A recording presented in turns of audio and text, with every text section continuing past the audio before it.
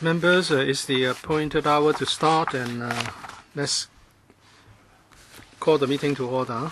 Today, we are going to deal with 10 items in a 4-hour meeting. May I remind members that if you have any direct or indirect pecuniary interest in relation to the items that we are going to deal with, please act in accordance with Rule 83A of the Rules of Procedure and disclose the nature of such benefit interest before you speak. I also remind members of the requirement of voting under Rule 84 of the Rule of Procedure. First item, FCR 2017-18, number 18. Members are invited to endorse the ESC recommendations passed on the 26th of April 2017. The details are set out in the paper EC 2016-17-28, and that is the creation of the two permanent posts, one in the Treasury branch of the Financial Services and the Treasury Bureau, post of Administrative Officer Staff Grade C, and in the Inland Revenue Department, a Chief Assessor to deal with the increasing workload on stamp duty-related policy initiatives. Some members have asked for the relevant proposal to be voted separately in this meeting, and 3 hours and 40 minutes have been spent at the ESC on such proposals. To answer members' question, we have Mr. N.G. Light as Deputy Secretary for Financial Secretary and Treasury, and Mr. Tam Taipang, Deputy Commissioner of Inland Revenue, to answer questions. Mr. Chen Chiying, on the whole, I support the creation of the two posts. For the post of Administrative Officer Staff Grade C in the Treasury branch of the Financial Services and the Treasury Bureau, I noticed that the duties in paragraph 10 is to work on the CDTA, that is the Comprehensive Avoidance of Double Taxation Agreements. When we signed, if we do not sign such CDTAs with other jurisdictions, our competitiveness will be affected. It said that the Inland Revenue Department will provide frontline support in the negotiation of individual CDTAs, and the FSTB will need to deal with policy issues. Such negotiations are usually face-to-face. So what is the division of labor between the ILD and the FSTB in relation to the negotiation of CDTAs? And also in regard to the permanent post of Chief Assessor, it was a supernumerary post. The term expired in March 2017. Now it's November. The post holder would have been redeployed. And now you want to recreate this post? Are you going to ask the same officer to do the job? Or would there be another officer deployed from another post? Or would there be a promotion of a junior officer to take up this post? With regard to the negotiation of CDTAs, the main duties will be discharged by the ILD in the negotiation with other countries. But when policy issues are involved, for example, if they require certain terms to be met, which we are not going to offer to other jurisdictions, then we will need to make a decision. And also after the signing of the CDTAs, which is in itself a piece of subsidiary legislation, we have to draft the paper to the EXCO and to this council for your consideration. So in other words, we work side by side with the ILD. With regard to the supernumerary post of the ILD, I defer to Mr. Tam, Deputy Commissioner of Inland Revenue. On the 1st of April, the term of the supernumerary post expired because of the heavy workload. We have redeployed an officer to temporarily take up the day-to-day work and electrical related duties. If this post is made permanent, we would appoint an officer, a chief assessor with experience in stamp duty to take up the post. according to the FSTB, you work in such a way for the negotiation of CDTAs.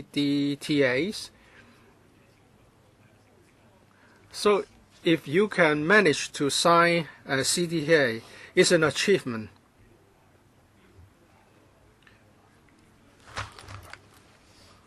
Would both objective of both departments be met, or just one of them? Or well, we have common objectives, as Mr. Chen has said. That the more CDTAs we sign, the better the business environment is in Hong Kong. The two work units all aim at signing as many CDTAs as possible. I have no further question. Mr. Ray Chan, 5 minutes.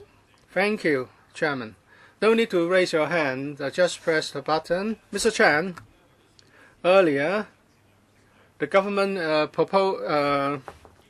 created 2 posts for the Electoral Affairs Commission to handle the statement of undertaking in the election. Sometimes the government creates problems and then wants to create more posts to handle those problems.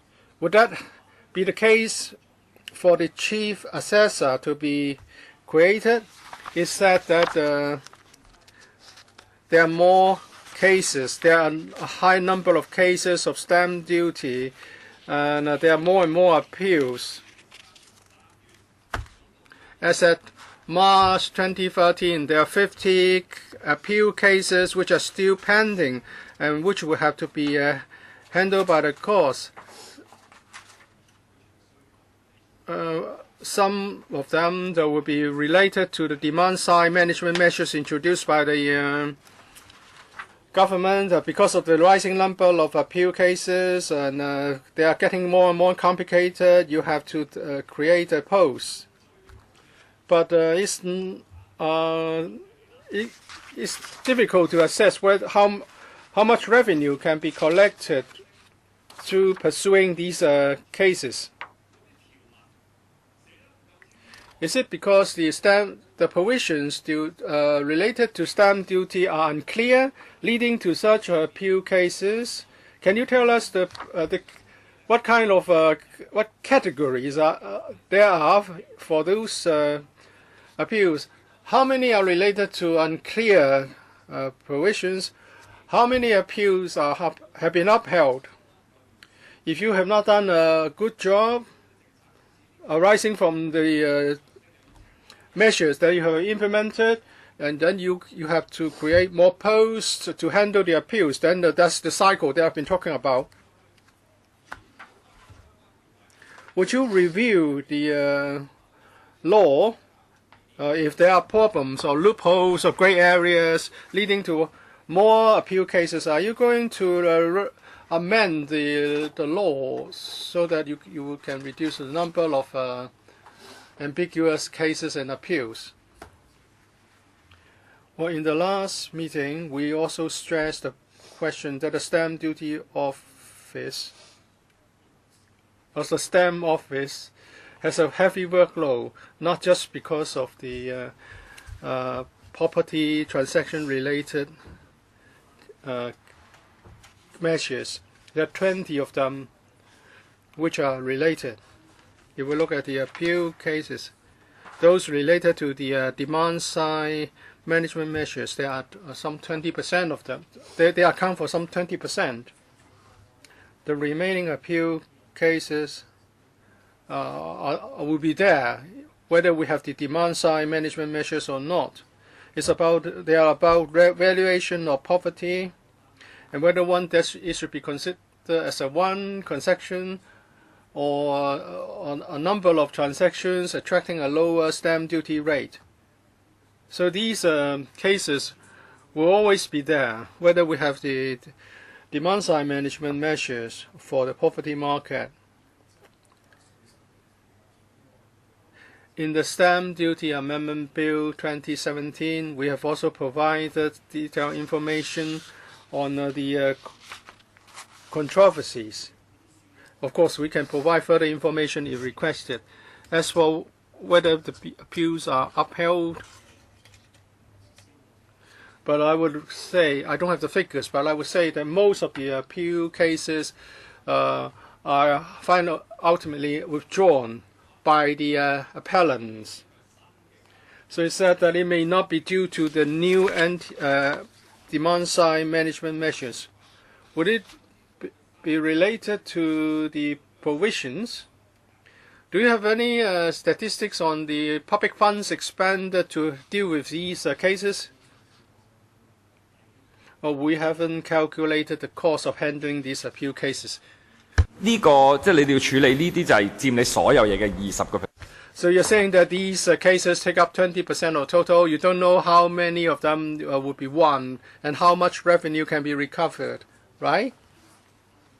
As for the amount of revenue involved in these cases, we submitted a paper on supplementary information, and that is in the table dated the 19th of May 2017, where you can find the amounts. Of course, we cannot really estimate how many cases will be won, but we have listed out the amount of revenue involved in these cases. Mr. James Toh, I refer members to paragraph 21. I said that the Stamp Office has to deal with escalated number of appeals from 6 in 2010-11 to 57 in 2015-2016. And in the first 9 months of 2016-2017 is 92 cases. 就係話嗱，即係幾多宗咧？有時就唔係當然。So I understand that's the case. Of course, you need to quantify the situation. I wonder how many of these cases belong to the same category. 因為我都好熟啦，即係因為同你開會咁啊，譚生係嘛 ？Well, I'm familiar with these issues. Mr. Tam also attended many Bills Committee meetings. Some members of the public did consult me, thinking that I'm familiar with the issues. And I believe some of those cases ultimately lay before you. If we have 92 cases, and then 50 of them belong to one category, and that is that those cases related to a singular specific point, and their lawyers would argue with you. So, in other words, you'll be dealing with just one issue relating to those 50 cases. So are we talking about the same legal issues or legal contentions in many of the cases among the 92? Of course, you have to handle the papers for each and every case, but you can just copy your answers in respect of appeal cases under the same category. But before I invite the ILD to respond, I have to tell members that the Stamp Office has experienced a significant increase in workload. Apart from stamp duty-related cases, please also refer to paragraph 23. The SO is also heavily engaged in dealing with new policy initiatives. For example, the HADs would come to submit an application in relation to the Property Management Services Authority levy. And while we are trying to comply with Basel III and also to make arrangement for new open-ended fund or company structure, all these will be the work for the Stamp Office. So I hope members will understand that their workload has increased on several fronts, and therefore we need this new post created. As for the categories of appeal cases, I'll ask Mr. Tam to respond. as I've said, we can categorize the appeal cases on a broad basis. For example, some are related to property transactions. Mr. Toh would also record that in the Stamp Duty Amendment Bill 2017, we have set out 10 or so the issues of contention. Although they may be argued about the same issue, we have to look at the facts of the case in question. It doesn't follow that if we can resolve one case on a particular point, the other cases involving the same point will be resolved. For example, whether a series of transaction is regarded as one or a number of split transactions. Every case is different. We can't be too optimistic that by solving one of these cases, the others would automatically be resolved. As the Deputy Secretary said,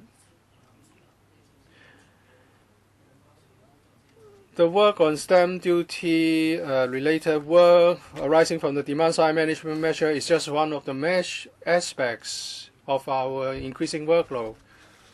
There are other legislative amendments involving the discharge of duties to be done by the Stamp Office.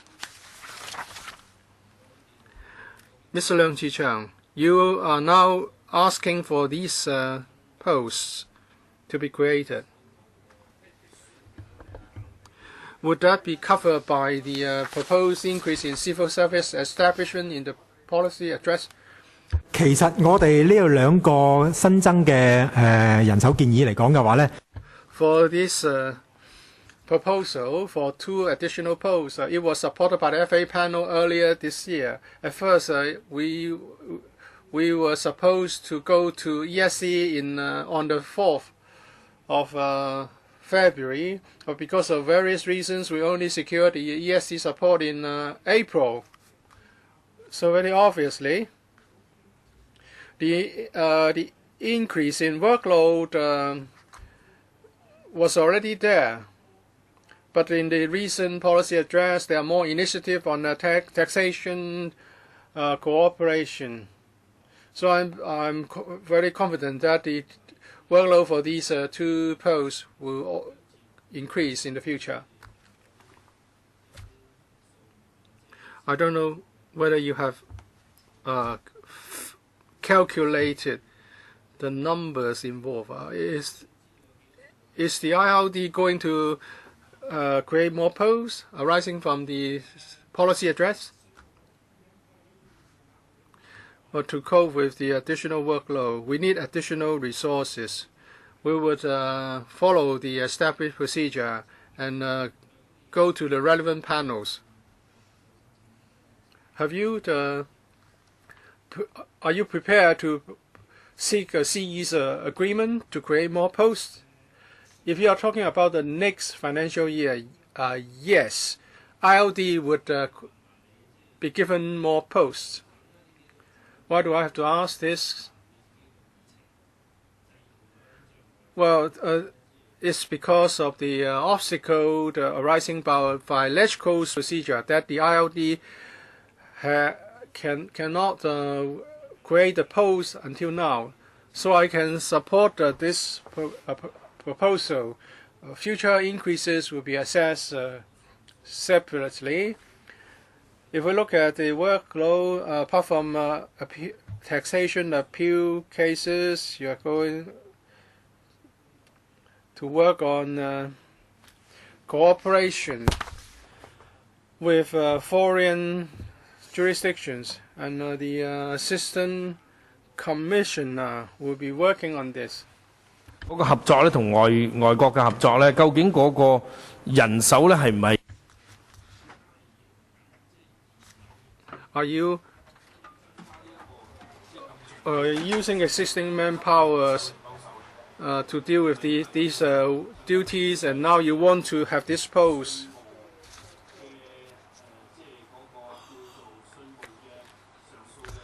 So it's not just because of appeal cases on taxation. 主任嘅時候你就講。 But when it comes to the chief assessor, you use the reason of tax matters. However, the assistant director said that it's related to legislation and relevant cases. That's why they need an additional post. Well, we would like to create a post in the Treasury branch, an AOSGC post, to deal with Hong Kong's cooperation with international community on tax matters. It's a support on policy and legislative matters. Under the IRD, it's the chief assessor. That post is mainly responsible for additional workload in the stamp duty office. So the background's different.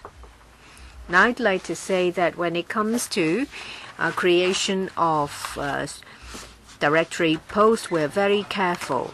Say, for example, for the FSTB, it's been over 10 years when we have asked for a creation.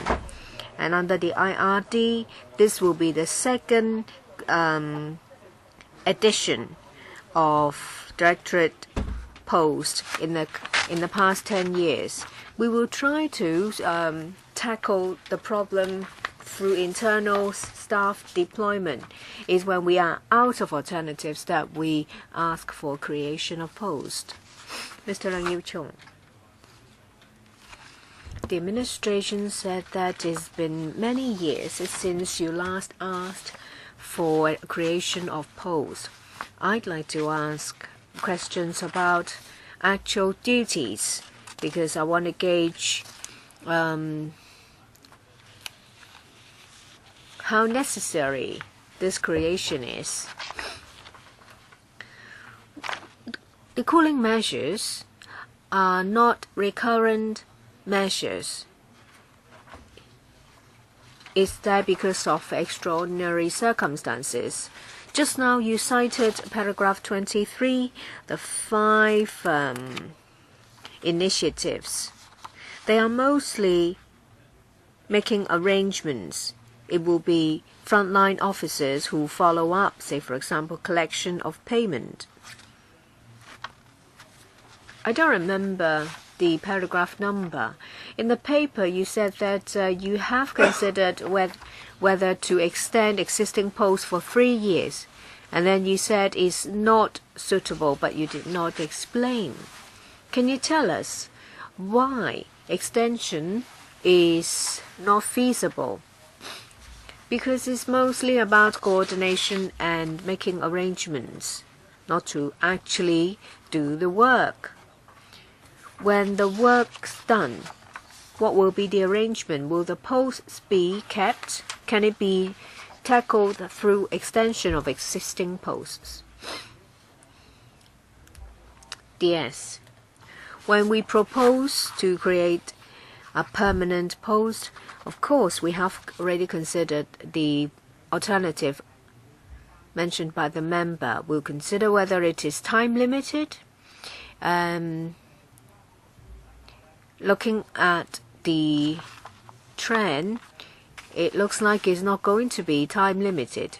At the beginning, we were cautious. 3 years ago, when we came to LegCo, we proposed under the IRD a chief assessor of 3 years because no one could see how long the additional workload would last. It's been 3 years.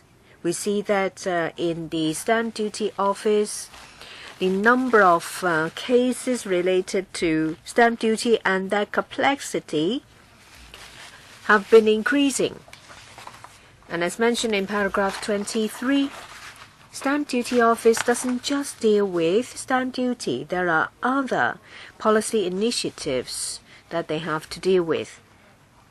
We're talking about $80 billion a year from stamp duty and betting duty, which accounts for about 1/6 of government income. So tax collection has to be properly done.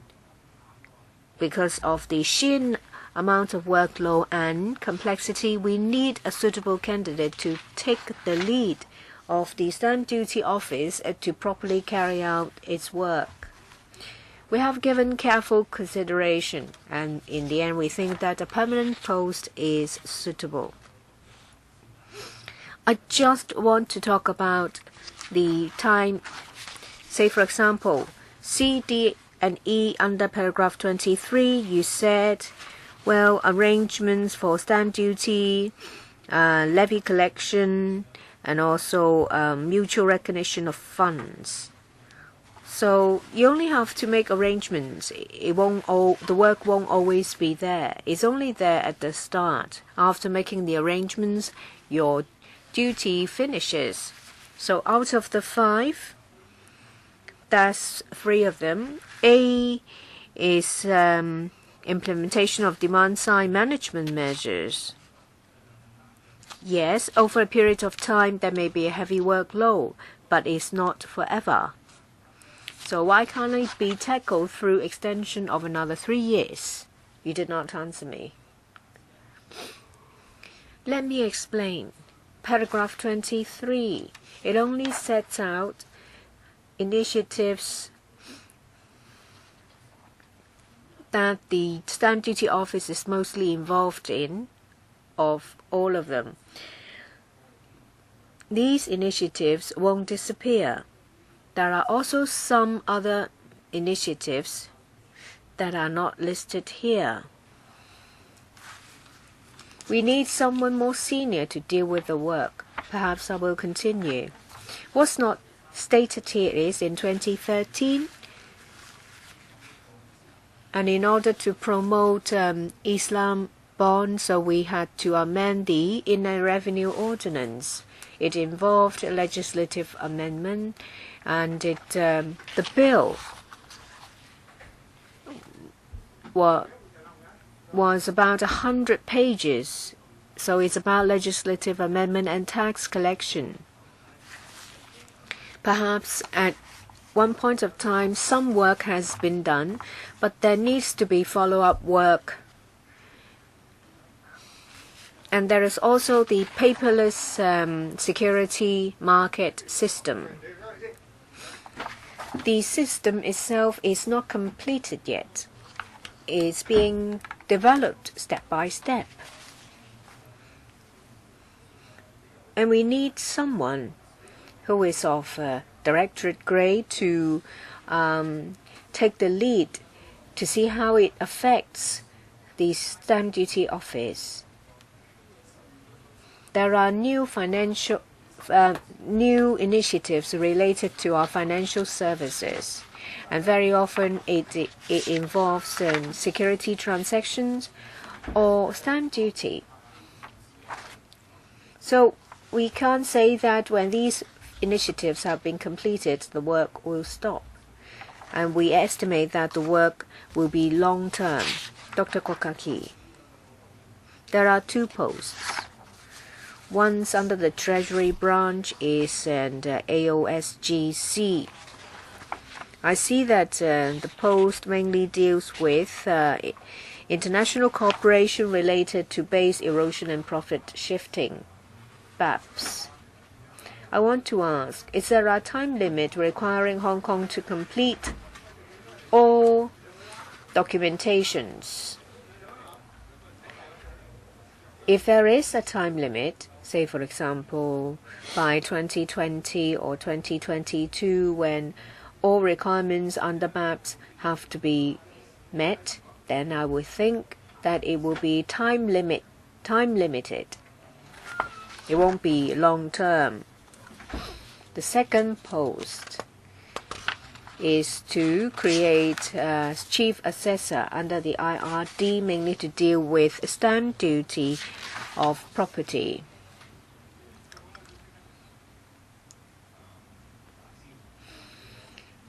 All these special stamp duties are cooling measures. No one said that these additional cooling measures will stay forever. They are here to tackle the imbalance of demand-supply as well as the rising property prices. The administration doesn't know anything else save and except cooling measures. When the property market calms down, these cooling measures may be taken away. If the creation of post is for time-limited work,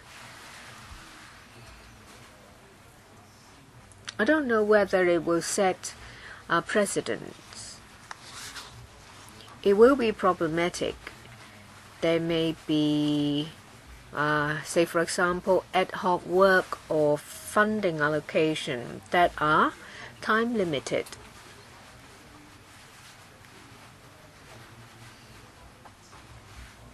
Is it going to be the norm?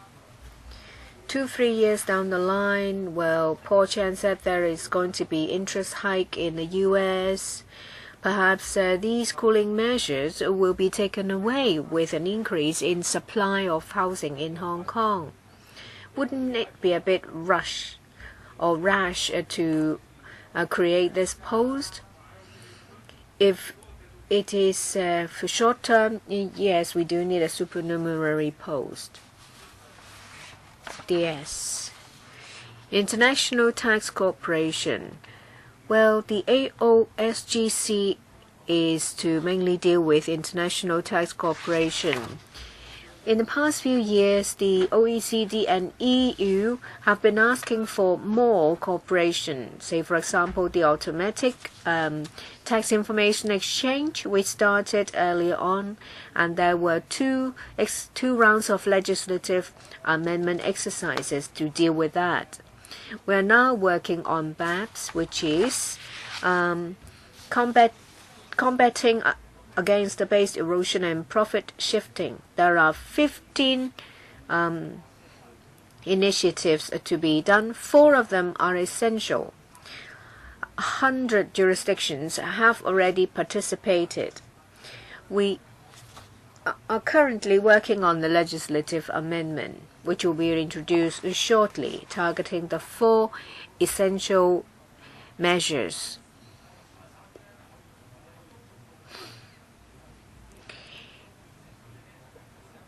Well, whether some of the recommendations are optional, in the end they will become mandatory. So our work will increase. Work related to international tax cooperation will rise.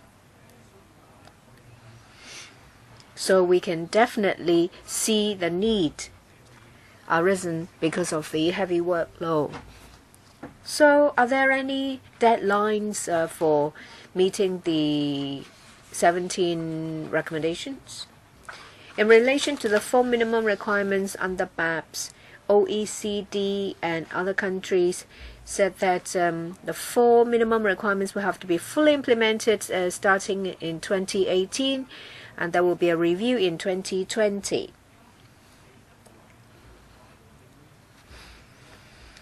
We can definitely see that the other 11 action plan will be required because there will be a timetable. Can you also answer me about tax matters? Just like how I've answered other members, is under the Stamp Office for creation of Chief Assessor, who will not just deal with collection of stamp duty. The post will also be involved in formulation of policies.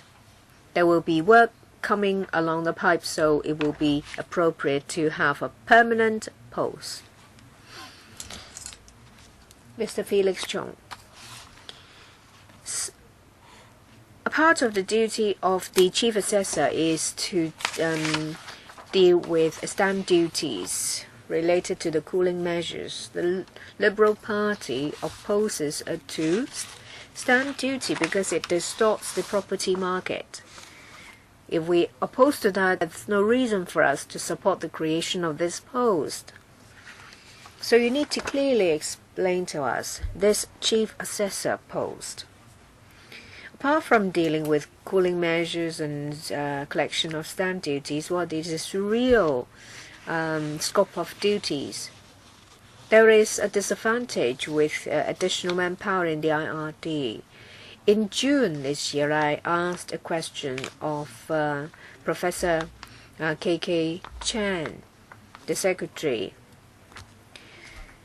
Assessors would done tax payment from people who have already passed away. So can you give me a clear answer?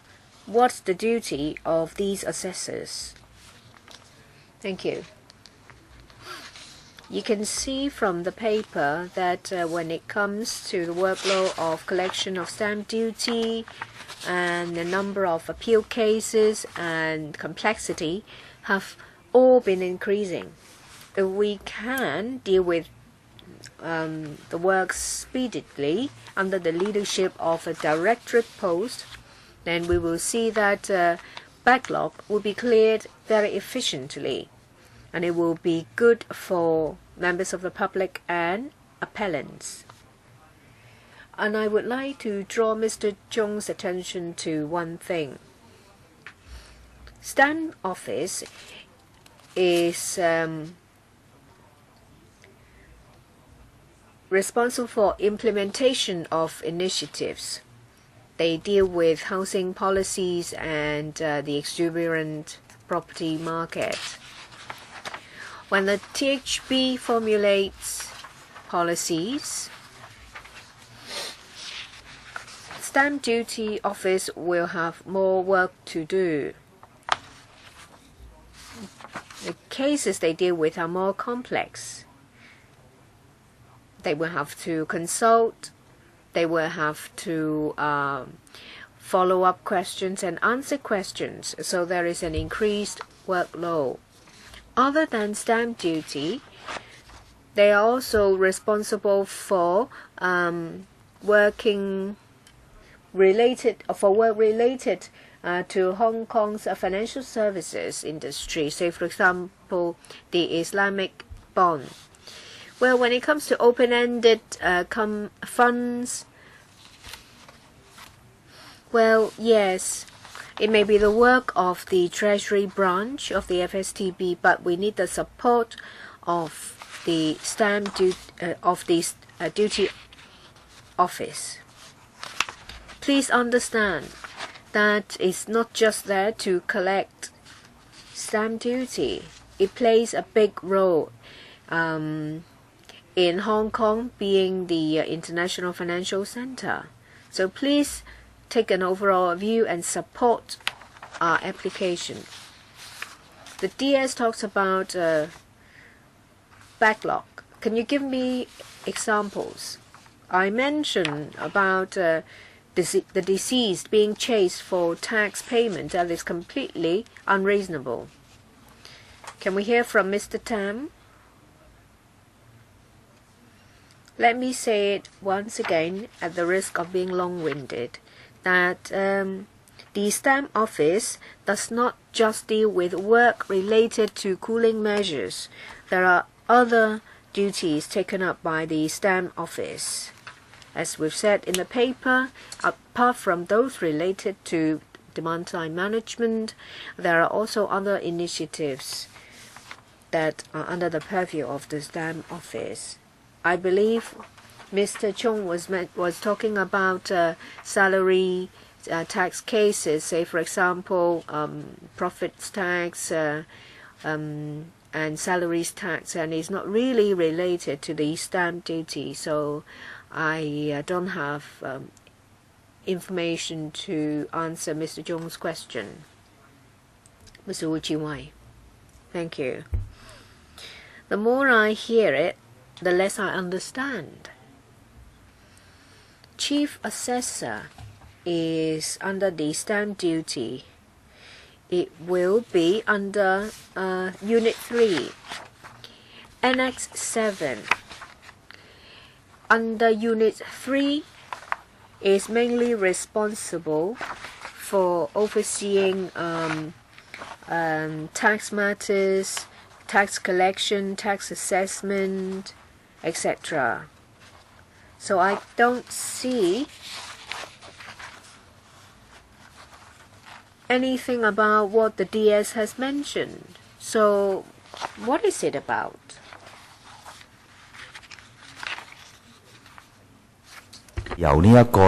Also, this duty was changed from a supernumerary post into a permanent post. Now, how this supernumerary post came about was that there was need under a demand-driven policy. Now it has become a permanent post. So it carries an important message for the market. That is, back then,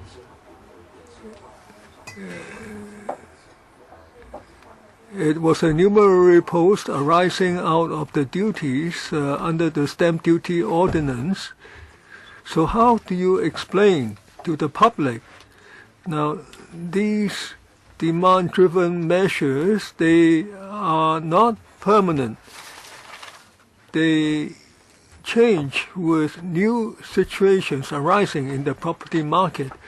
So first, I think the message for the market would be poor. So it's better that it stays a supernumerary post and the work would be done and society would not get an inaccurate message. Now, unless the government thinks the demand is permanent, otherwise the matter has to be dealt with cautiously. Now, on the first part, we understand that has to do with international taxation arrangements. So we can imagine that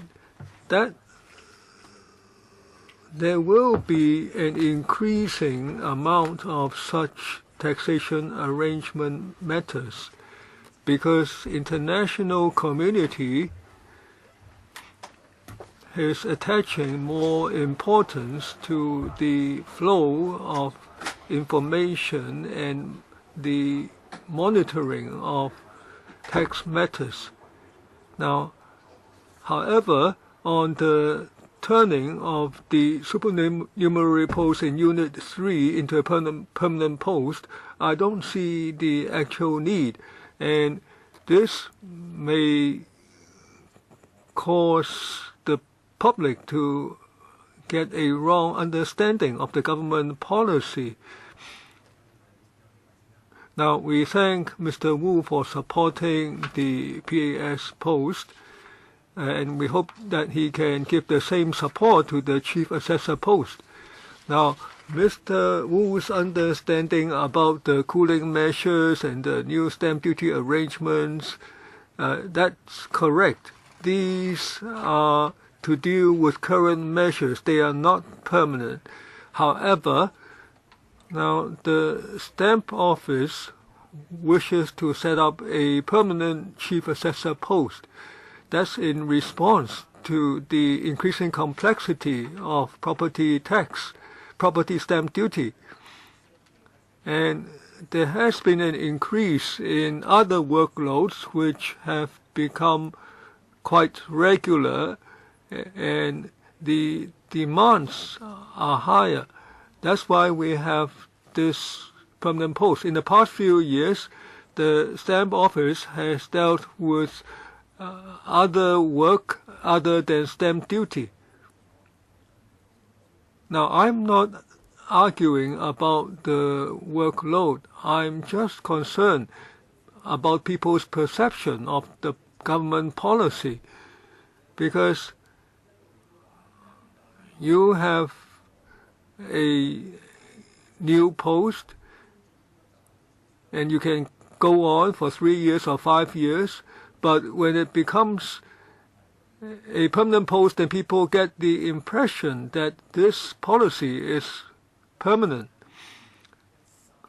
Now, in 2013, when we first applied for the supernumerary post, the government pointed out that the new Chief Assessor's work is not to deal only with property market management.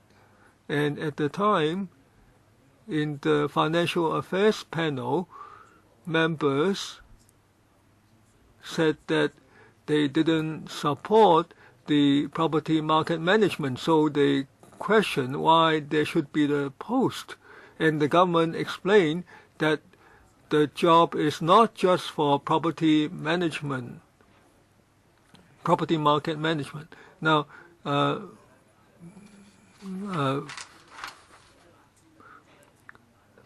minutes each. Now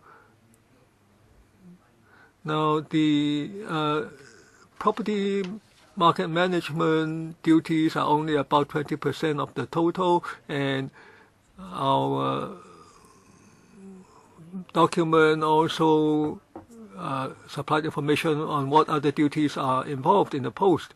And on the work of Unit 7, now please refer to enclosure 5, and this covers the work scope of Unit 3, so it's not simple, and in fact it has more aspects than in other units. Apart from stamp duty, there's business registration, there's revenue collection, the tax refund, chasing after tax due, the accounting input, and there's tax inspectors work and inspection service, and there's also estate duty work. Now, why did I cite Unit 3? Because that's the work of the existing chief assessor. Now,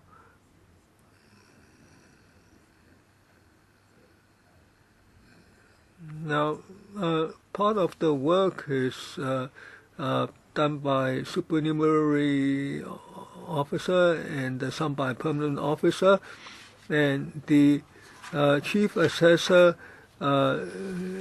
is described in those texts, and if the Unit 3 work is as indicated in enclosure 7, then this doesn't seem to tie in to the work of the post.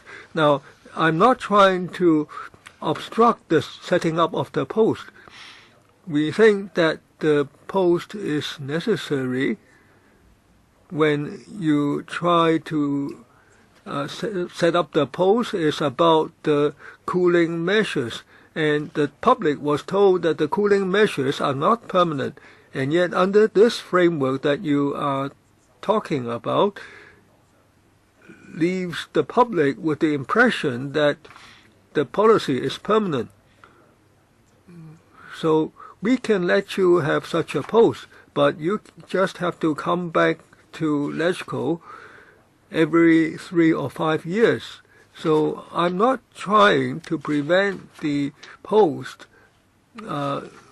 from being established. When we considered setting up this post, now we considered that if the job is if the demand is time limited, then we can use the arrangement of supernumerary posts. But looking at stamp office duties, now Mr. Tam already explained. Now the chief assessor of the stamp office, in dealing with the stamp duties, there's only 20 or 30% of his duties, and he also has to deal with betting duties and the formulation of other new policies.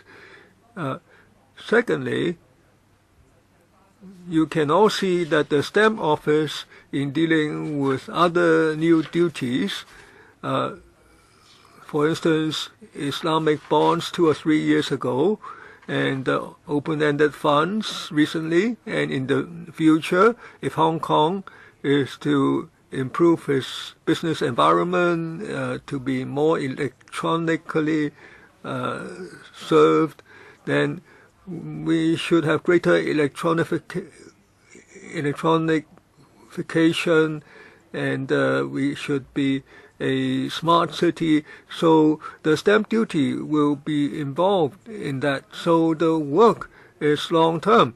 So we think turning it into a permanent post is a suitable arrangement. Now, we have discussed this in the Establishment Committee for 4 hours, and it has now been discussed for 1 hour, so we hope that the members will come who are in other parts of this building, and we will soon have a vote. Mr. Fernando Cheung, now there are 2 posts here. Now, the FSTB post is mainly to deal with base erosion and profit shifting. So basically it's against evasion. And this is under arrangement by the OECD, and Hong Kong has been a signatory to parts of it. Now, members referred to changes in law in the 4 parts. Now, I believe on about 26th of October last year, the consultation document has been issued. So I think the amendment legislation is now ready.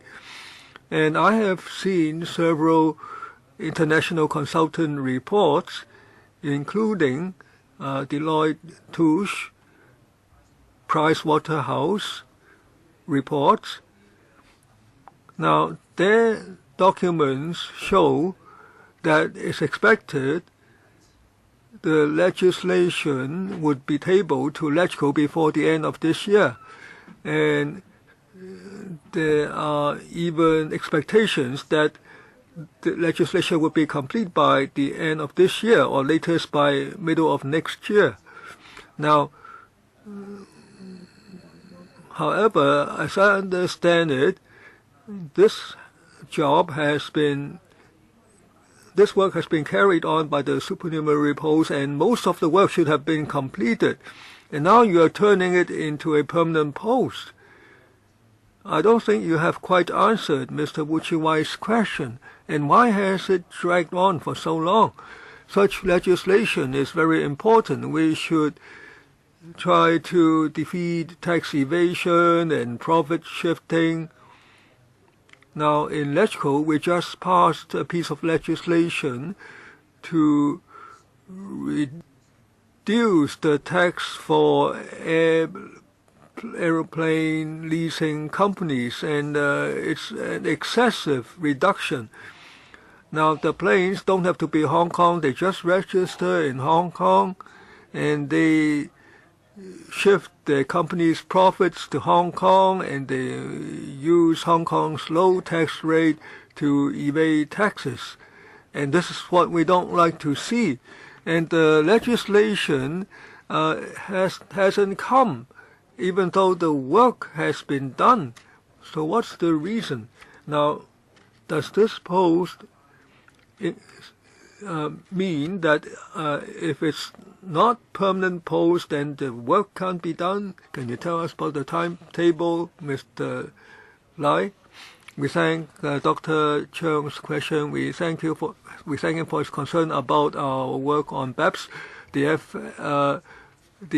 financial services branch doesn't have a permanent post to deal with this. The work is now shared by other colleagues. Now, as for the preparation for BEPS, as Dr. Cheung understood, we are working in accordance with the timetable. Last year, we issued a consultation document. In end October, we completed 2 months of consultation. We collected views and amended our implementation plan. In early July, we issued a consultation report, and we collated the views collected, and based on that, we disclosed our strategy, and the report was referred back to the FSTB. So we are working closely on the amendment of legislation, and we are almost at the end stage. We hope that once we have confirmed the text of the amendment bill, we will table it as quickly as possible to LegCo for scrutiny. So this is a matter of concern to the industry. We'll try to finish the work ASAP. Can he provide a timetable? Because this affects a lot. Now, the international consultant companies call on their customers to get prepared. Now, for Hong Kong's financial industry and our tax base, so-called, the impact is large. Now, our profit tax is affected. Can you give us a timetable on when legislation would be done? Now, I hope Dr. Cheung can understand that the amendments concerning BEPS is complicated. The draft is over 100 pages. We are now in a late stage. When the draft is finalized, we will table the bill to LegCo as soon as possible. No timetable? We hope to do that in the next few months. Mr. Choi Dick, 5 minutes. Thank you, Chairman. Now, I heard Mr. Chung Kok Pan. Now, he seems to be inclined towards objecting, so I'll ask for a division. Now, it's my question. Now, I think the document is quite well done. Now, in the enclosures, it lets us know what is the organization structure and the division of work. Now, I have a question about the organization structure. We are now talking about the addition of a chief assessor in Unit 3. I understand that the chief assessor will play a leading role with over other non-directorate staff. Now, I did a quick piece of arithmetic. Now, I see that the chief assessor's ratio to the remaining staff establishment in some units is 40 staff to 1 chief assessor. For general registry, 350 staff to 1 chief assessor. Now, to my understanding, if you lead other people doing the work, then you need a boss. So what affects the ratio in each case? Mr. Tam? Now, on the ratio of staff to chief assessor, we don't have a fixed ratio. It mainly depends on the nature of the work. For some units, there are a lot of frontline staff who regularly are in contact with taxpayers and handle clerical work which are not very technical and don't require high technical knowledge. So they have a certain ratio. However, for other duties, like in the appeal unit, they play a paralegal role or a semi-lawyer-like role, representing the department. So there, the ratio is rather low, and also on the tax legislation unit. As for stamp office, now, a large part of the work is frontline work, and other parts have to do with amendment of legislation, introducing new administrative work, and the new arrangement. So these require the leadership of a chief assessor. Thank you, Chairman. If I may refer to enclosure 7. In the first paragraph, it suggests that the chief assessors in those units are very busy. They cannot cope with the increasing workload and support the implementation of policy initiatives relating to stamp duty. And for Unit 4, it's also said that the 3 chief assessors have very heavy workload. Of course, we don't want the officers in Unit 4 to be so busy that they have no time to see their family members. So how are you going to enable these officers in Unit 4 to lead a normal life?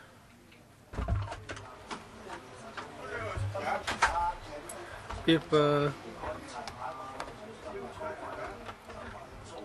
you need a chief assessor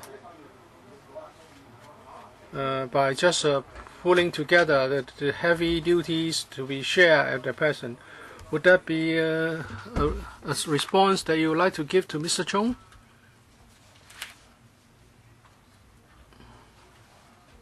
The chief assessors carry out different duties in different units. Some have to handle staff management duties, but in the stamp office, the job is more specialized. And not many colleagues in the ILD are familiar with those duties, so we need to have a dedicated CA, Chief Assessor. So is it that the officers working in the stamp office will be rarely posted out? No, not exactly. They will work in different units. But for important posts, would as far as possible get someone who have experience in this kind of work. Mr. Leung Yu Chung or Mr. Wu Chi-wai mentioned this point that you would give people the impression the current measures will be there forever. Well, in paragraph 26, well, it's not a question of impression here, it's in writing. In line 3 or so, however, we consider extending the term of the supernumerary post for another 3 years. But you have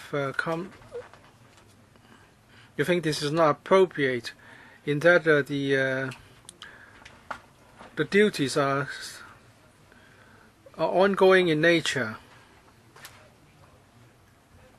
So maybe you can tell us the nature, specifically the nature of the additional duties. In paragraph 23, you state the SO stamp office has been heavily engaged in providing technical support to other policy bureaus in implementing new policy initiatives over the past few years. As for stamp duty, you are responsible for making the arrangements ready. Once it's done, it's done.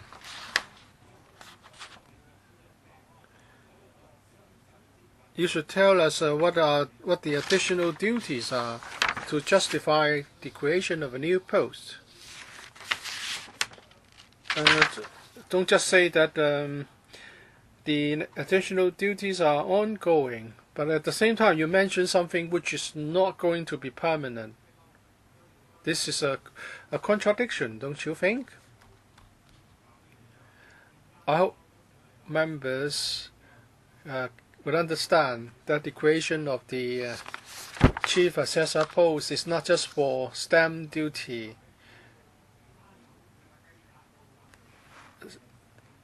duties relating to stamp duty would account for 20 to 30% of the total workload. Why is it that we have to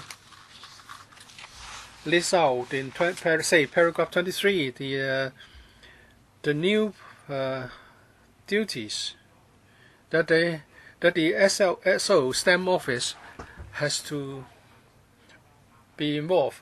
Because these are new policy initiatives, and therefore at the time of introduction, the chief assessor or the stamp office will be heavily involved. In the future, when there are other problems and there are disputes, the head of the unit will have to provide advice on how to resolve the disputes. Well, yes, there may be one-off duty, such as the enactment of a law, the implementation of new arrangement, but that would become part of the work of the stamp office, and the head of the stamp office will have to be responsible for these increasing lists of duties. And we believe that there will be more and more duties, and we believe that this is going to increase over time.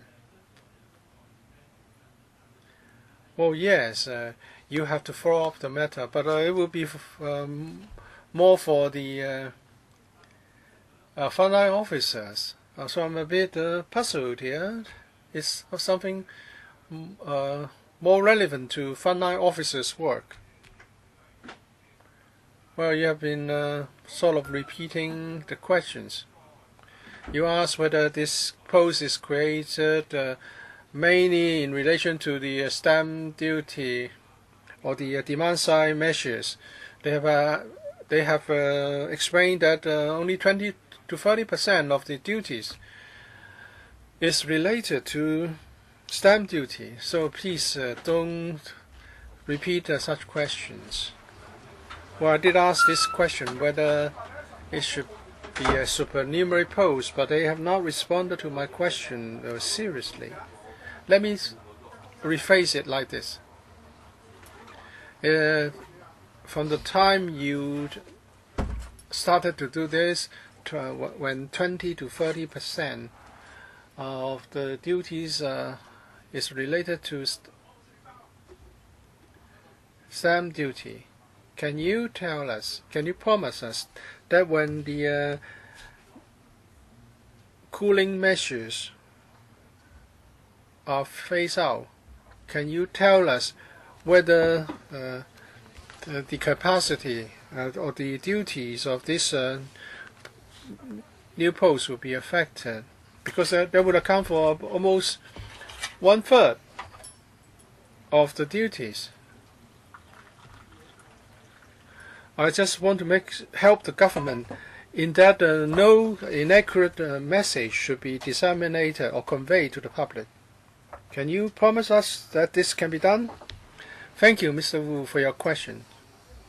Let me stress again, this newly created post of Chief Assessor would be responsible for handling stamp duty related business, but there are other duties such as the betting duties and the new developments in the financial sector. So the post holder will not be just dealing with demand-side management measures. If in the future such demand-side management measures are abolished or are amended, the SO stamp office will still have to deal with disputes and appeals, particularly in relation to valuations and so on. Well, did I put my question in a sufficiently clear way? Yes, you have. Well, they are saying that more than 70% of the duties are now related to demand-side management measures. I don't think my question is so poorly put. So Mr. Wu is proposing a compromise. Would you come back to report that if the measures are cancelled, what would happen to the workload of this new post? Can you come back to explain what would happen?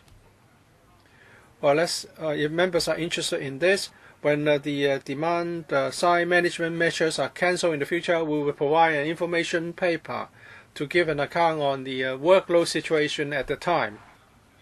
All right, if members have no further question, I'll now put this item FCR 2017-18. Okay, you claim a division.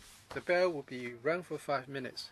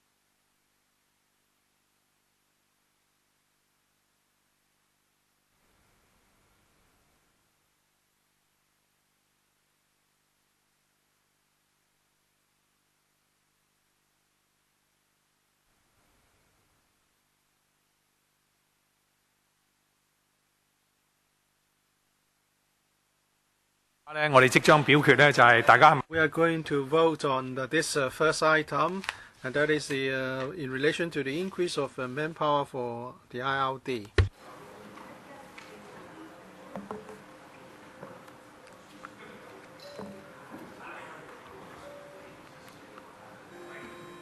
現在開始表決。Voting begins now. 主席係點啊？ Chairman, I can't vote here. Should I go out? Can I do it on either side? Not this on this side. I can't do it on this side. 其實加翻啦，不過你唔知佢喺邊度。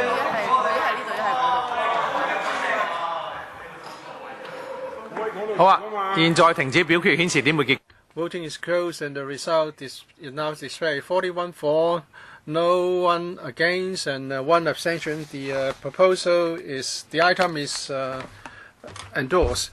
Next item, members are invited to approve the ESC's recommendations made on the 14th of June 2017. It's EC 2017-18. Number 1, and that is the retention of a supernumerary AO staff grade C supernumerary post up to the 30th of June 2022, so as to provide dedicated support to the CCF to ensure a smooth operation. On 2 meetings, the ESC discussed the proposal. The 2 hours and 18 minutes was spent on the discussion, and a number of information papers have been provided by the government. To answer members' questions, we have Mr. Jack Chan, Under Secretary for Home Affairs, and Mr. Nick Aoyang, PAS. Who would like to ask questions?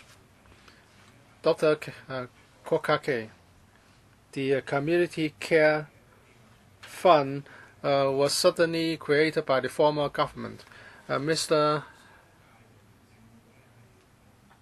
Henry Tang came up with this idea, and that is the government and the business sector would pool funds to support some projects.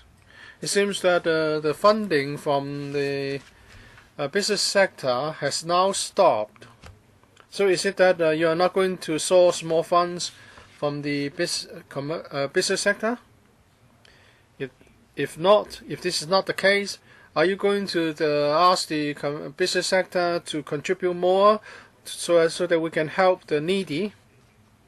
And secondly, the CCF has now become an excuse for the government not to implement necessary policies. For example, we have proposed some projects for the student with special learning difficulties. It should have been done by the SWD and the Education Bureau, but the government decided on very strange grounds to ask the CCF to do it. Another example is the dental service for the elderly. It should be affordable to the government, and the government should play a more active role. And now it's under the CCF. It doesn't mean that the job is done more effectively. It's just a delaying tactic for the government to delay the implementation of necessary services for the disadvantaged, and not to do this on a regular basis. Before we had the CCF, the government would work harder to have departments and bureaus working out the arrangements. The CCF has a lot of restrictive conditions that we need to meet. For example, the expensive drugs for the patients suffering from the rare diseases. The government has no policy, no recurrent funding policy, and now the CCF is asked to help the patients who need the expensive drugs to treat rare diseases, and it's getting more and more difficult to get assistance. 幾耐？ I don't know for how much longer this abnormal approach is to go on before they will find a more reasonable solution to address the issue. Well, if the CCF needs further funding, is it the responsibility of the administration to try to get funding from the business sector? Thank you for the question. First, I would like to talk about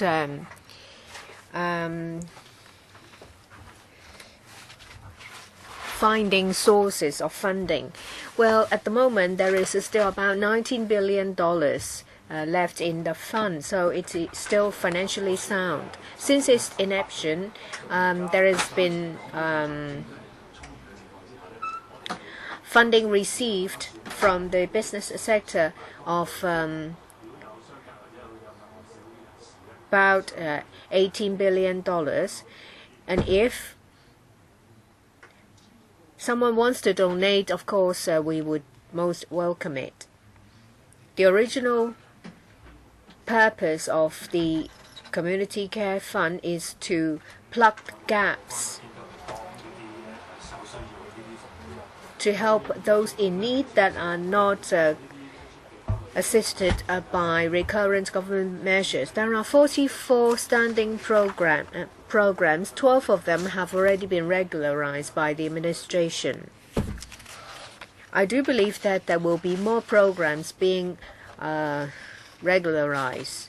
We will see upon completion of the remaining 30 programs or so to see if we need to regularize any of them. We've heard members' views that we will further consider it when we consider regularization. But this is a matching fund. How come the administration has not done its best to try to find a matching amount from the business sector? CCF is not a matching fund. Injection was mainly made by the administration. It's just that they received donation from the business sector as well. Mr. Shiu Ka-chun, I want to follow up on what Dr. Kwok said. At the time of inception, well, you said that the CCF now is not a matching fund. However, it was said at that time that the administration is going to set the fund with $5 billion, and the administration even said that it was very warmly received by the business sector. However, it did not take off the ground, and as a result, the administration will have to make huge injections into the fund. This is a very poor precedent because legislators don't have the power to supervise the use of the fund. Well, would you clearly say that it is actually a failure because you won't be able to get $5 billion from the business sector, because as you said, you've only managed to get $1.8 billion from the business sector so far?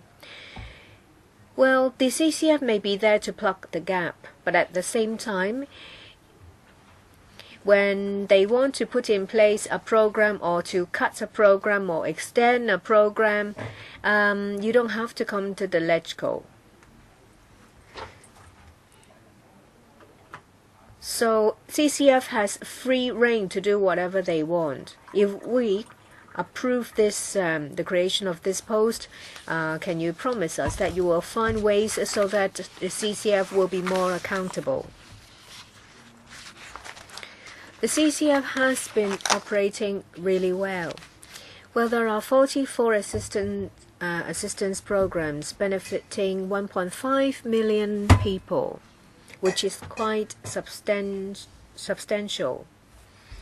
Every year we go to the LegCo to report our work twice. All our programs are working well, and people who benefit from it all have something good to say about it. Well, I said that it was given a free rein because they can decide whether to extend or otherwise a program or whether to start or stop a program. And in the WSP or the HAP, many members have made comments saying that certain programs should not be stopped, say for example subsidy to those have not, and subsidies given to people who live in subdivided flats. You say that you respect members' views, but you don't take into account what they have said, what we have said. So how do you show us that you do respect our views? We have received views, and in Commission on Poverty and also in the meeting of the CCF, this has been discussed. Perhaps I will ask follow-up questions about individual programs. Mr. Roy Kong.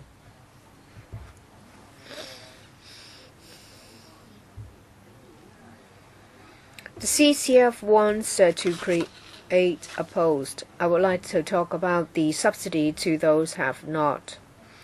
There was consensus in the Welfare Service panel saying that subsidy should be given to those have not, but it was cut. You said that is financially sound at the moment, but it doesn't mean that it will be perpetually financially sound. You try to get some money from the business sector. However,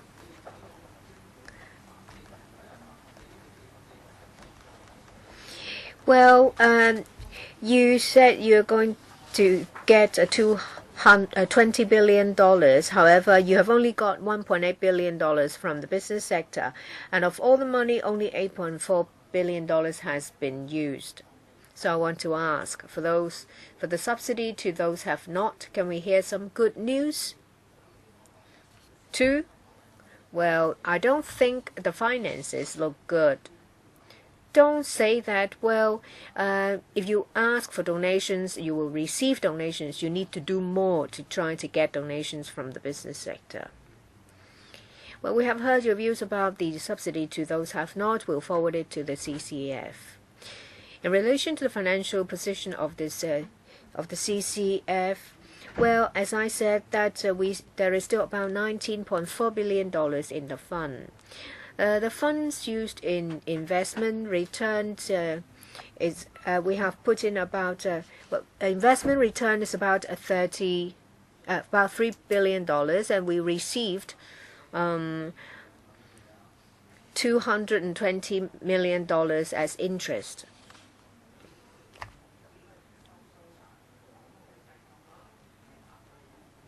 I want to ask, did you meet the target you set at the outset in relation to donations from the business sector? We have received all the business sector donations as promised. But what about afterwards? Because it's also about sustainability.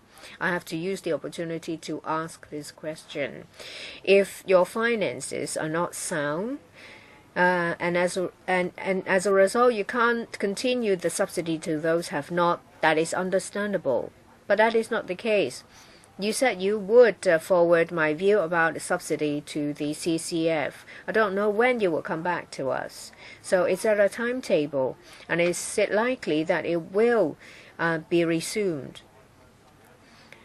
And will you continue to try to get donations from the business sector instead of just putting a hyperlink? Apart from putting in a hyperlink, are there any other ways for you to try to get donations from the business sector? The door is always open when it comes to donations, and donations are most welcome. Subsidy to those have not, we will forward your views to the CCF as soon as possible. As I've said, that we come to report to the LegCo about our work progress once every 6 months. I still have some time. You mentioned about investment. So can you divulge information about how the investment is done? You ask someone to manage your fund to make some money, or what? I'll defer to the Principal Assistant Secretary. most of the fund, that is $15 billion, is given to the Hong Kong MA for investment, and is linked to the return of the exchange fund. So there is a guarantee that it won't suffer a loss. It's an investment, and there is a guarantee that you won't suffer a loss. That's right. The minimum rate of return is 0. Apart from saying that your doors are always open when it comes to donation, well, your door may be open, but there is no guarantee that someone will come. Back in 2011, you tried to get some donations from the business sector. At least it's a gesture to try to get donation. And please listen to us. Please resume the subsidy to those who have not.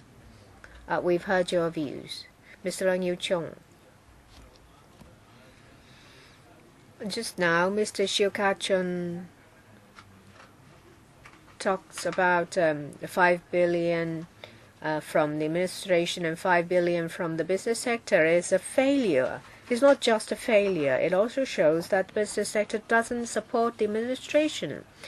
The official, in reply to Mr. Roy Kwong, said that yes, they've undertaken to donate, yes, but only $1.8 billion. There is still an outstanding amount of $3.2 billion. So have you actually thought about this? Why doesn't the business sector donate a further $2.2 billion? Is it because they don't support this fund?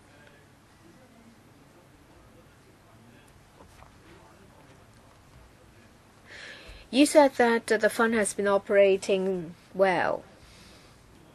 Well, with reduced workload, because you don't have to try to get donations from the business sector, and 12 assistance programs have already been regularized, that is, taken up by government departments.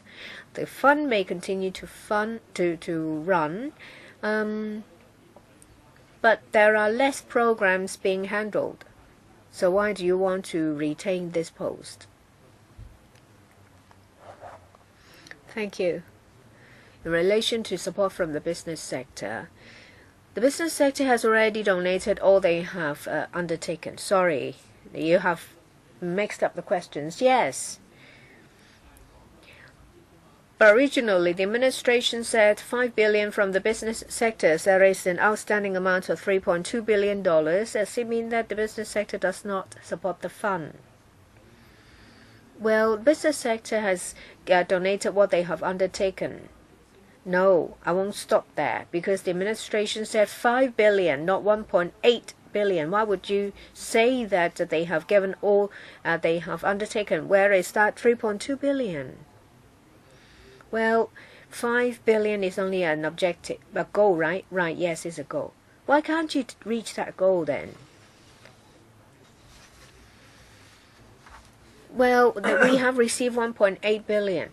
They can only talk about 1.8. I was asking about the 3.2 billion. Why did you not get it? Have you reviewed it? Is it because you are too aggressive? As I've said, that our door is open. I asked whether there was a review. I did not get any answer. 2, does it mean that the business sector does not support you? You did not answer. So, can you tell whether he's trying to evade my question, Chairman?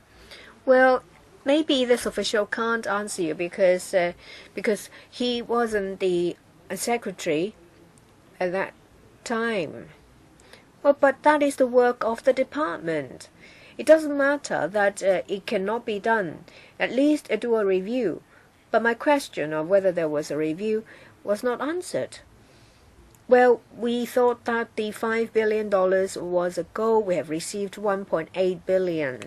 And as to whether there will be more, it's the same thing, rehashing an old answer. Was there a review or not? Yes or no? If not, why not? How can we have a discussion if my questions are not answered? And the Secretary. We continue to receive donations. I am very anxious about the CCF. It's not just because I want to find out where the $3.2 billion has gone. At the beginning, the administration said that it's cooperation between the government and the business sector. But they have only come up with $1.8 billion, and the main source of the fund actually comes from investment and return. We will forward your view to the CCF. No, it's a problem of the administration, not just a problem for the CCF. The fund was set up to run with not just an injection from the administration. It also needs donations from the business sector. What else I've said that our finances are sound, $19.4 billion. Now my questions are not answered at all. You must understand that Mr. Leung Yiu-chung will not let you off. You have to go back to find out the answer. If you have not done any review, please answer straight away. Mr. Leung, I'm afraid you can't keep asking the same question because you'll never get an answer today. Mr. Frankie Yick. Well, as the administration said that it was a goal and the fund is not a matching fund. Well, the business sector has already done their part, $1.8 billion, and it doesn't mean that they don't support this sector, because there are some programs that they would rather take up themselves. Say, for example, Henderson Land, they have opened a supermarket for PWDs, new immigrants, elderly people, and CSSA recipients. There is also one from Wolf. Hundreds of millions of dollars was devoted to help students from Band 3 students. You can take them all into account to see if it matches the $5 billion injected by the administration. My understanding of the fund is that the assistance programs will be put in place on a trial basis, and well, of the 44 assistance programs, 12 of them have already been regularized. And it doesn't mean that there won't be anything new, so I don't understand why some members would say that there won't be any work added to it. Well, don't just say that you need to try to get the business sector to donate. A lot of organizations, huge companies, are very active in fulfilling their corporate social responsibility. Mr. Abramchek.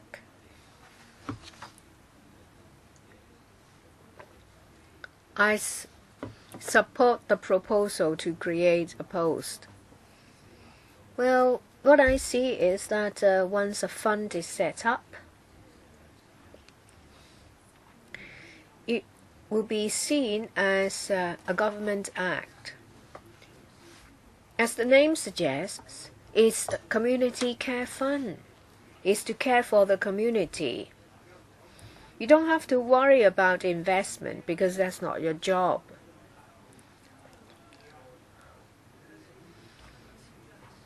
Society is society. If you need help, people will help you. It doesn't matter whether it comes from the administration or from the business sector. And you said there is no need to make an investment. Well, it's not about investment. It is not like you have to see if you're eligible to enter an organization. It's to spend money where it's needed to help people. So you talk about investment. I don't need to give you money to invest. I give you money to help those who are in need. That's what the business sector does. So money is given to you. Well, you want to employ more people. Of course, I support that. But if you if you employ more people, then the organization will need more people. Then the fund will get bigger, and then less people will get assistance. You need to adopt a new thinking to help those who are in need. Now, they talked about investment. Actually, they are not to invest, they are to spend the money to help people. Now, they were just answering the question from the member, Mr. Chen Chi-chun. Now, on the opening of the previous post, I asked a question. Now, is it that the government did things not that are not satisfactory, so is now establishing a post to resolve the matter? Now it's the other way around.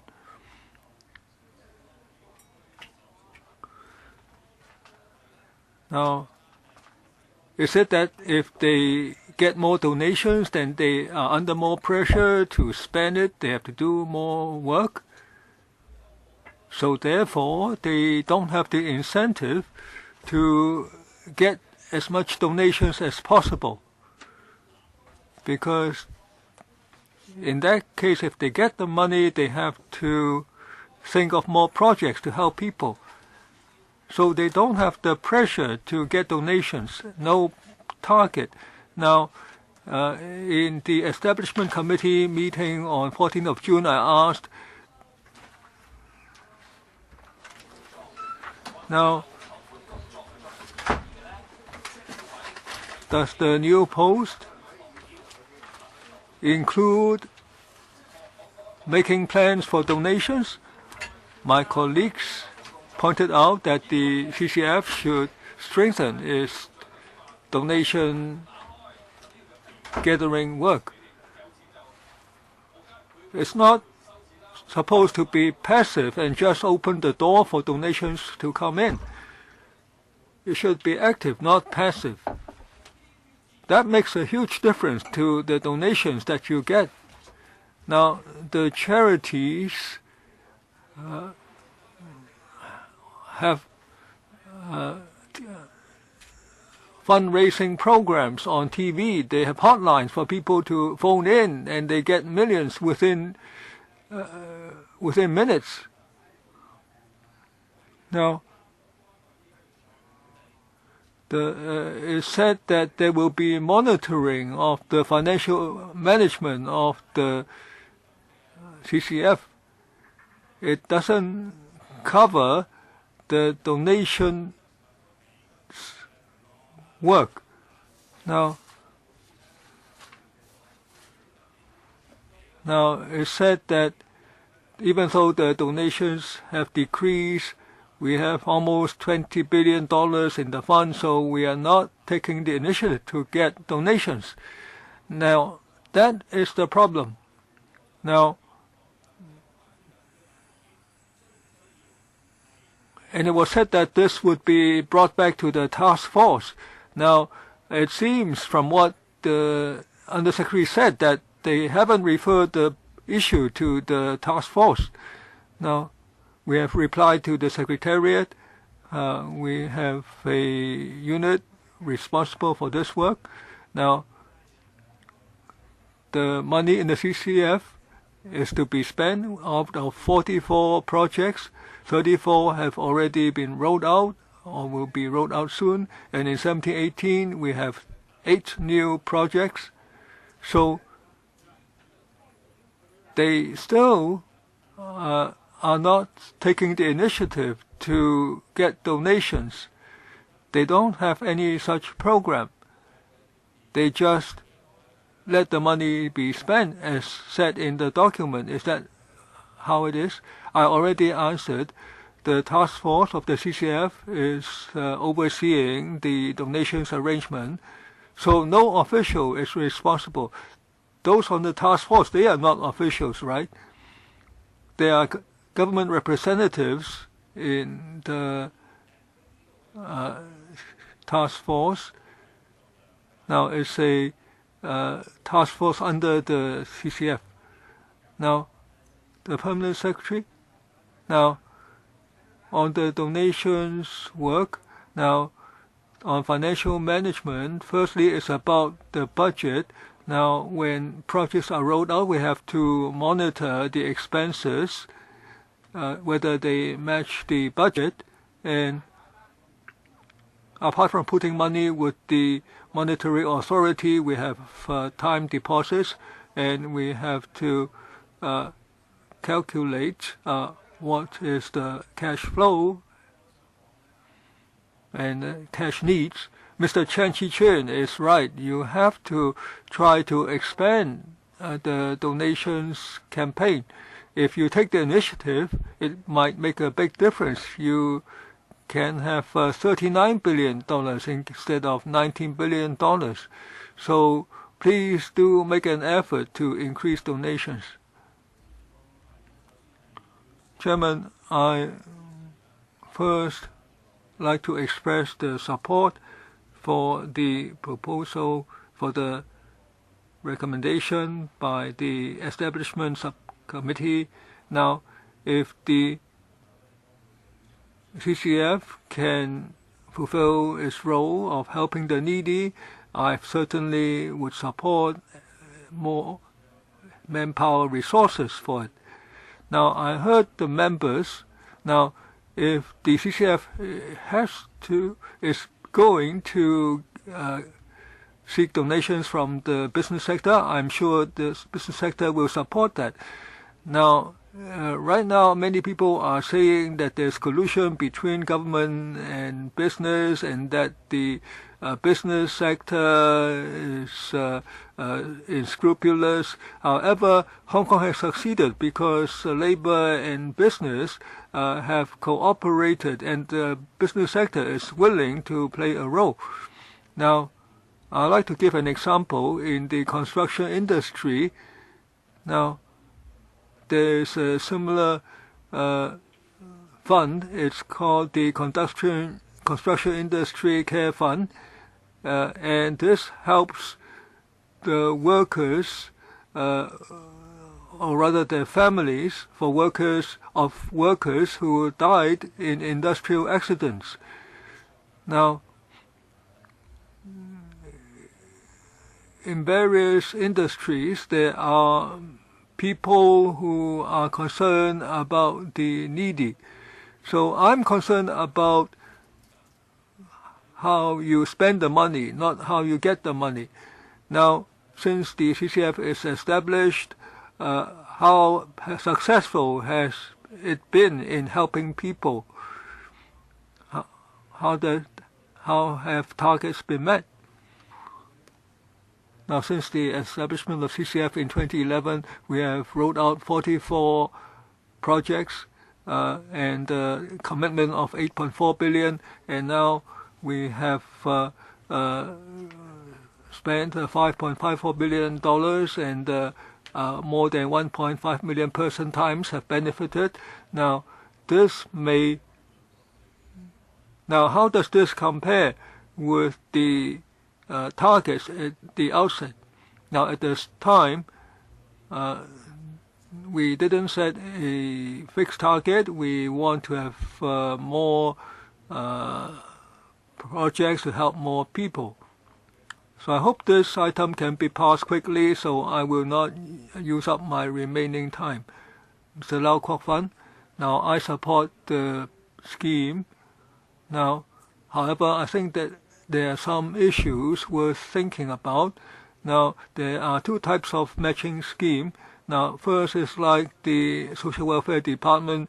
Now, if you get a donation of $1 from the business sector, you get a matching fund of $1 from the government. I think that's good. Now, the CCF seeks donations from the business sector, and it's a pilot scheme, and business sector people say that that there are so many criticisms of collusion between business and sector, so they make their donations, and they are suspected of having ulterior motives. Now, they might have some projects which involve dealings with government departments, so they would rather avoid the trouble or innuendo, possible unfavorable implications, so they rather spend the money for other purposes. So would the government still seek funds, donations from the business sector, and how can the government assure the business sector? Otherwise, when the donation is made, they might be accused of collusion. So no business organizations would donate then, because it would get them into trouble. So we need some further thought on how donations can be facilitated. Now, there are some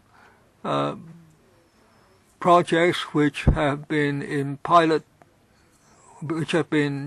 trial for many years. So how do you monitor when they are regularized? Now, for the have-nots, you have a program to help them, and it has been program has been operating well in the past few years, and hopefully it was to be regularized, but it was stopped. So how do you judge when a program is to be regularized? We thank Mr. Lau for his question. Now, many members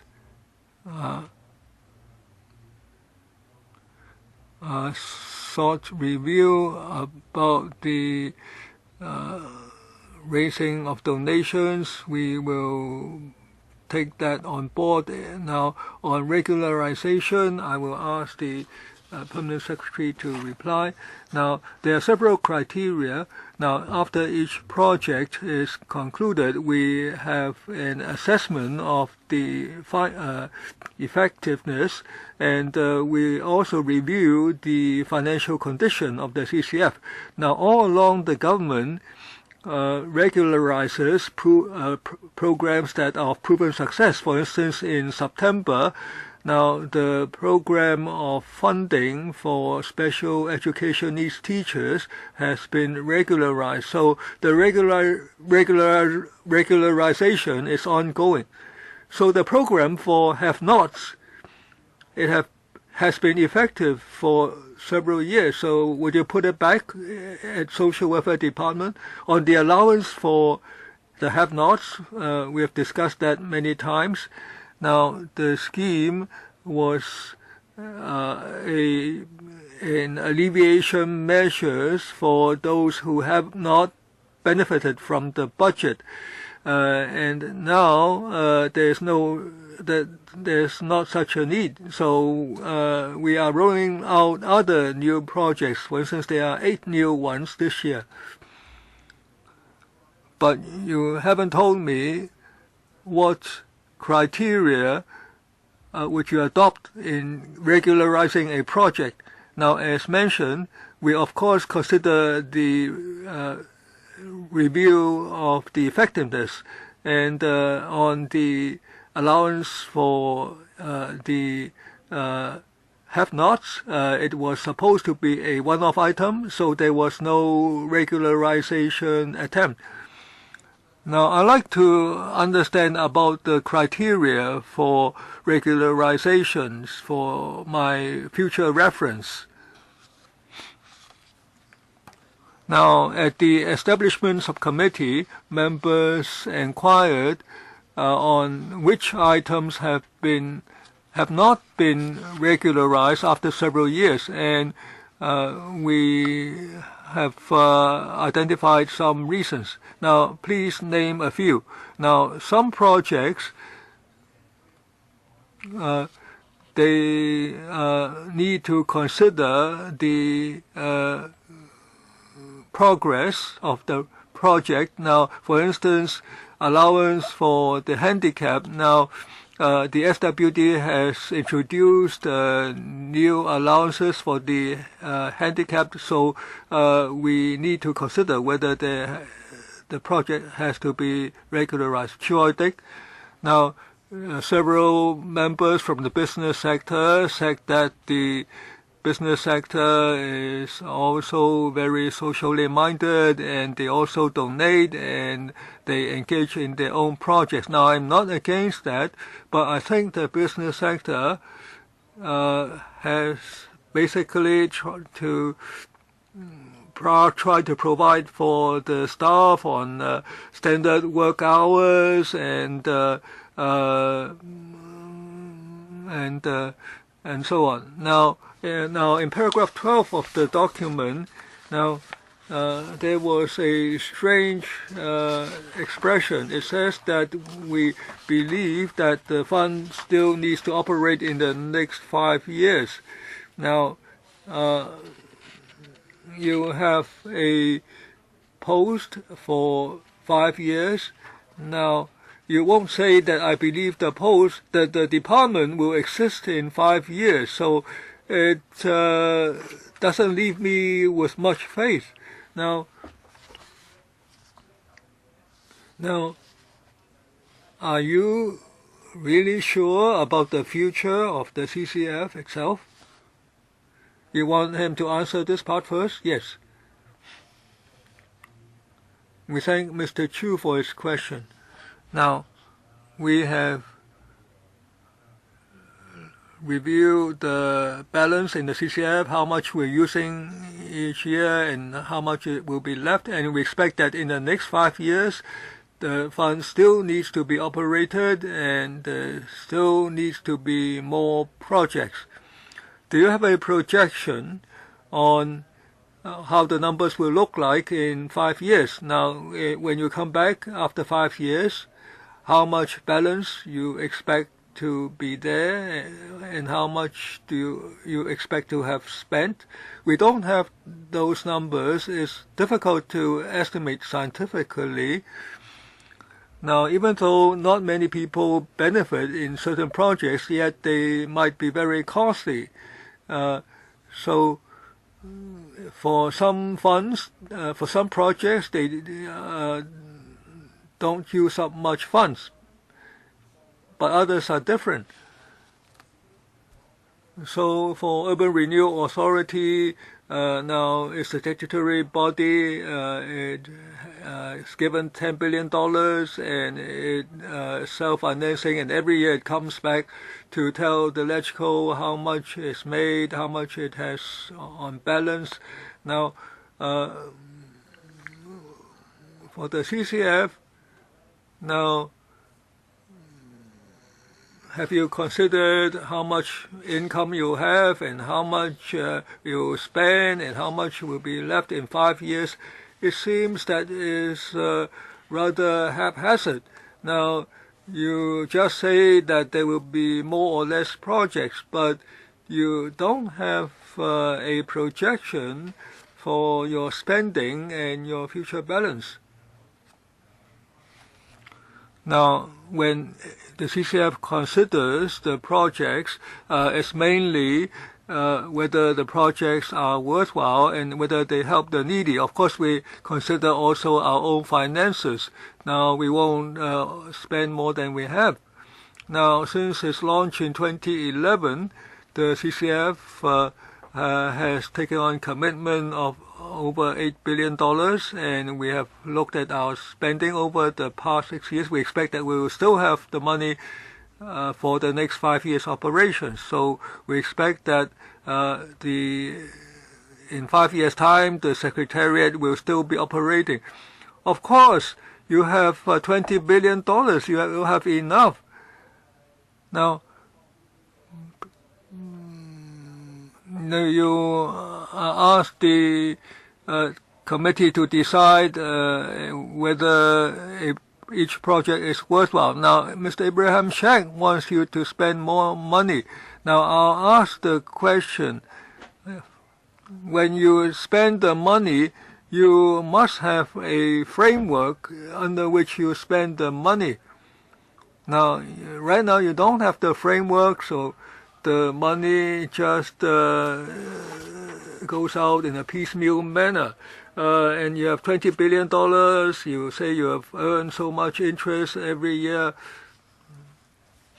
Now, I think there's a theoretical basis. Now, unless you have a 5-year, 5-year or 10-year plan, when do you need more funds? You need to have a plan. We'll take on board those views. We'll resume at 5:10.